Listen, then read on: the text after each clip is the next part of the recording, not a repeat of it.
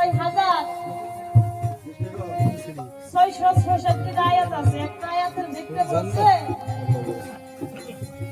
কুল্লু নাফসিন যায়কাতুল মউত, একদিন আমাদের সবার যেতে হবে। কেউ আমরা চিরদিন থাকবো না ভবে, একদিন যেতে হবে চলে। পরে যত টাকা পয়সা ধন দৌলত বাবা সমস্ত কিছু রবে পরে। একটা সুতার গ্যারান্টি আছে, মানব জীবনের কোনো গ্যারান্টি নাই। আজরাইল আমার পিছনে আছে, কোন সুন্দর যাতে আমার ধরে আমি শেয়ার।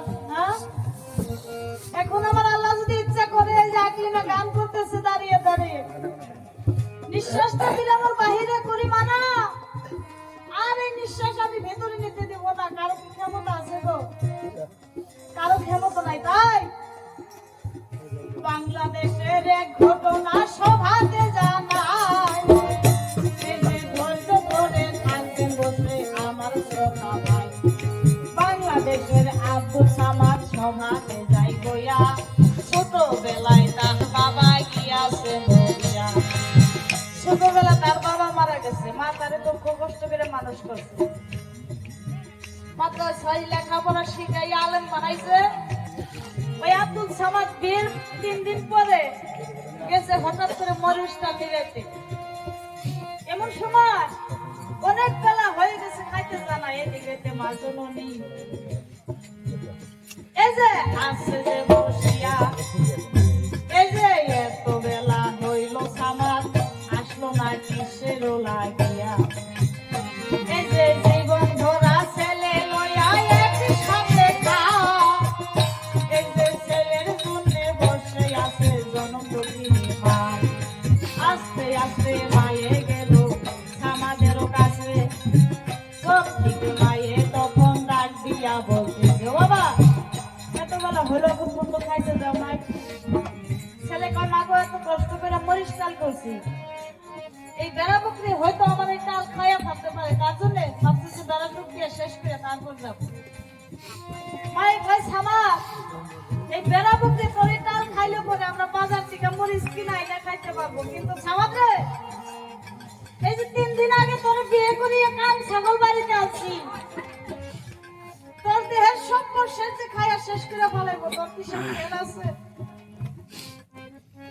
সঙ্গে সঙ্গে সামাদ চোখের পানি দেয় ছাড়িয়া, মায়ের খাইয়ে অমনি সামাদ ধরিল জোড়াইয়া। মা এই দেহের বেড়া আমি কিভাবে দেবো? আমি তো দেহের বেড়া দিতে জানি না।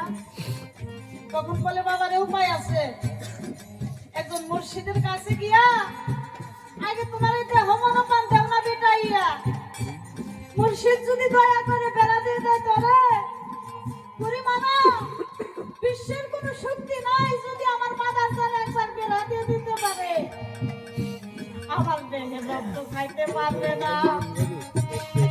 বিশ্বের কোন শক্তি নাই যে আমার দেহে রক্ত খাইতে পারে। তাই ও মা আমি কার কাছে বায়াত করবো? আমি তো কাউকে চিনি না। তখন বলেছিল বাবারে আল্লাহওয়ালা ব্যক্তি যারা আমার মাদার চন্দ্রের মতো নলি, তারা আমাদের সম্মুখেই ঘুরে, কিন্তু অসল মুসলকে কি দেখতে পারে তারে? হ্যাঁ, তাকে দেখতে হলে জ্ঞান চোখকে দেখতে হয়। বলে মা গো আমার তো সে জ্ঞানের উলিয়া কোনো ফোটে নাই। বলে বাসায় চলো, ছেলে নিয়ে মা ঘরে গেল, সুন্দর করে মা ছেলে বসে উঠোর ঘরে খানা খাইল। খানা খাইয়া বলছে বাবা সামাদ রে এই দেহের বেড়া দিতে গেলে একজন মুর্শিদের কাছে যাইয়া তোমার দেহ মনোপান আগে দেও না বেটাইয়া, যদি আমার হায়ের জন একবার দয়া করে বেড়া দিয়ে দেয় করে বিশ্বের কোন শক্তি নাই তোর দেহে রক্ত খাইতে পারে। ঠিক আছে মা, তাহলে আমার কয়টা রুটি বানিয়ে দাও আর একটু ভালো প্রস্তুত করে দাও, আমি এই দেহের বেলা না দেওয়া করতো এই মুখ তোমাকে কোনোদিনও দেখাবো না। সত্যি সত্যি মা সামাদ বিদায় করে দিল। রাস্তায় যাইয়া সামাদ দাঁড়ায় আছে, কত মানুষ আসা যাওয়া করে, কাউকে দিকে সামাদ সেদিন পছন্দ করে না। যাহার মুখের দিকে তাকায় সামাদ আবার অন্য দিকে মুখ ঘুরায়, কাউকে দিকে পছন্দ হয়।